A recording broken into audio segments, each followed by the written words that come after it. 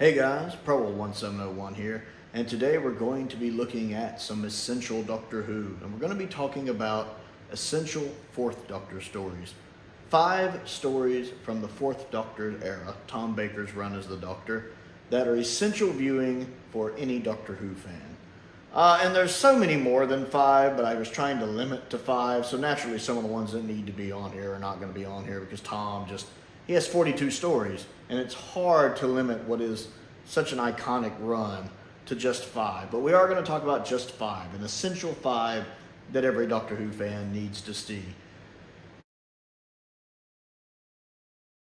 And we're going to start off by talking about Genesis. Genesis has to be on this list. Every Doctor Who fan needs to see Genesis.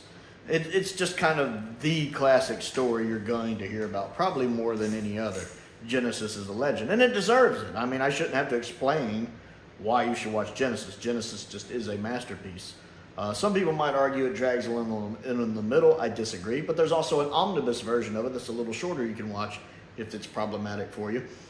But it's a great introduction to Davros. It's great casting. It's great how it paints the Khalids and the Thals. Both of them have people that are in a gray area. It's not so black and white as the original Dalek story might have led you to believe, where the Thals might have been the good guys and the Khalids the bad guys. There's good and bad people on both sides, so I like that kind of ambiguity in there. That's really, really nice.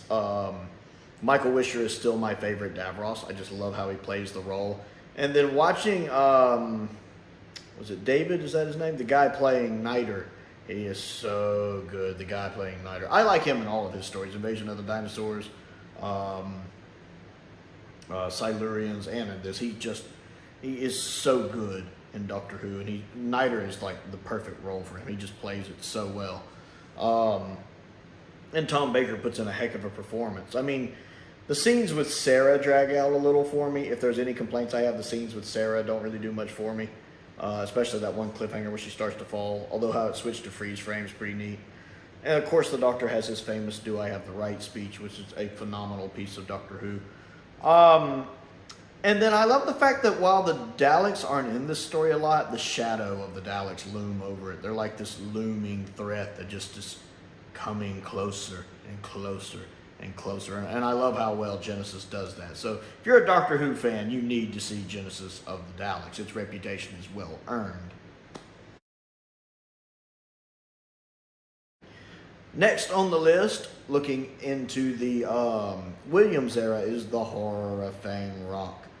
It's another great horror story, post-Hinchcliffe era, but feels like would have fit right in with Hinchcliffe era. It's definitely perfect example of how the Doctor can't save everyone. You don't want to be part of the guest cast in the Horror of Fang Rock. But I love the setting. I love the tone of the story. I love the atmosphere of the story. I love the glowing green that the Rutan has. It's so creepy and eerie looking.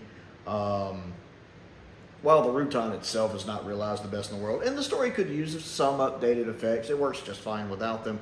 I mean, it's easily a 9.5 out of 10. Tom is putting in a good performance. Leela's putting in a good performance. And the guest cast are putting in good performances.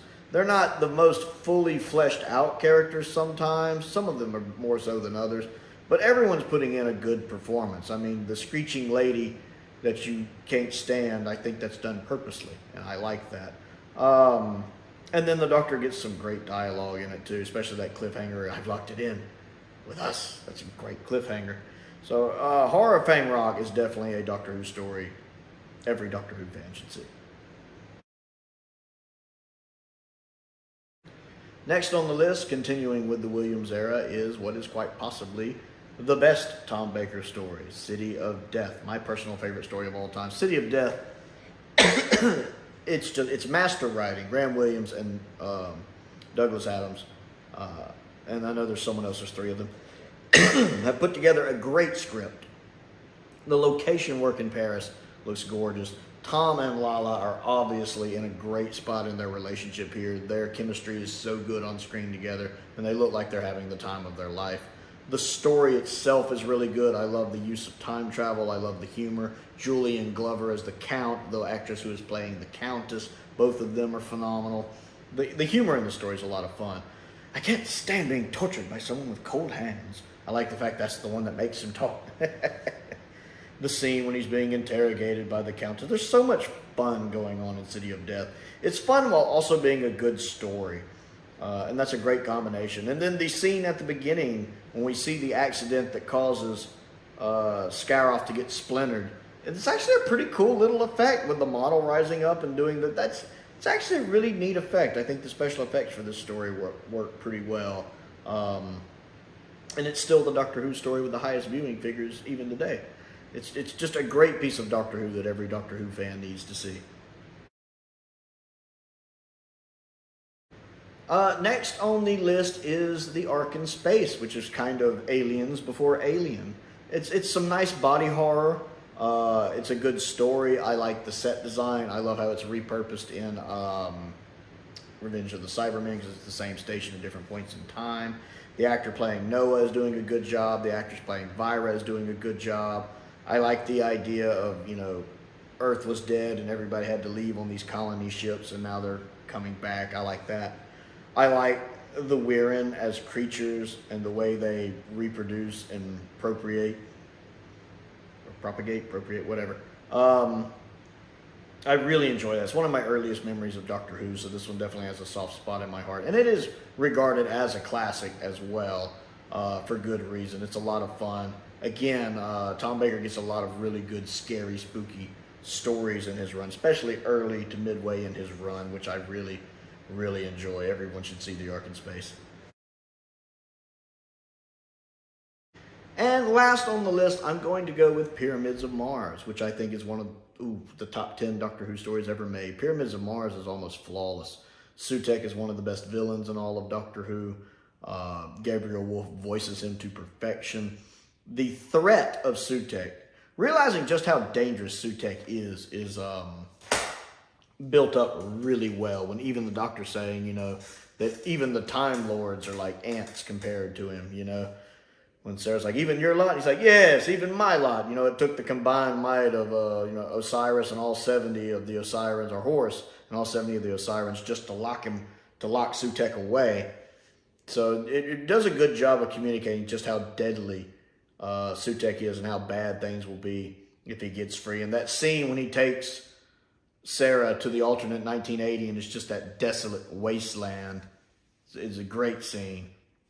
It has some playful moments in it. Like, I like the fact Tom kind of likes Professor Scarman's brother. He at least respects him. He gets a little annoyed with him when he can't seem to comprehend that his brother's dead. But he does seem to respect him. The fact he created that radio device decades before it's ever created.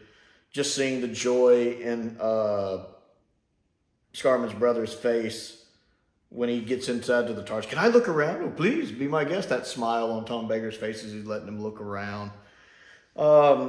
And it has some really good moments with Tom Baker and Sarah as well. I love when they walk out, see the mummies turn around and walk back. And supposedly they did that themselves. They improvised that. I absolutely love that. The guy playing Professor Scarman is great. I mean, the whole it's a corpse thing comes across perfectly. I cannot stress how good that is. Everything just comes together well in this. I'm trying to remember if this is the one Patty directed, or I'm trying to remember who directed this one. It might have been Patty or Fiona. I think it was one of the female directors did Pyramid. I'm not 100% certain. I'll have to double check that. But it's directed to perfection. It is so good. Everything just comes together perfectly. Everybody is on point. They're playing their roles well. You feel really sad for Professor Scarman's brother when he dies. And the fact that he is killed by his brother. Even though his brother manages to kind of break through the control just for a second. It's just for a second that he ends up killing him. What a way to go. The brother you love, you're trying to save. It's sad. It's really sad. And then all of the bits at the end I like. And the fact that the Doctor only wins because Sutekh gets overconfident in his godlike powers and the Doctor is able to outsmart him. Great story. Love Pyramids of Mars. Every Doctor Who fan should see Pyramids of Mars. So that's 5 essential Fourth Doctor stories I think every Doctor Who fan should see. They're all amazing stories. There's several more. I mean, it's the fourth Doctor. He's got a bunch of them. But I wanted to limit it to 5.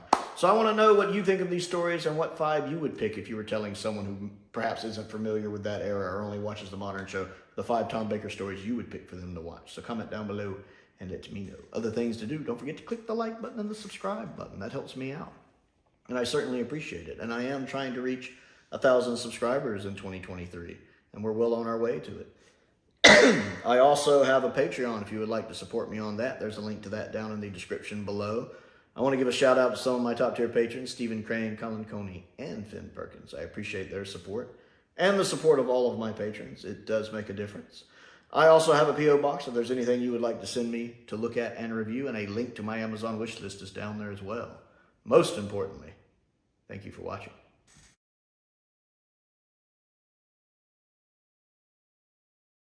Hey guys, Prowl 1701 here, and today we're continuing the series called Essentials, where, no, that sounds terrible.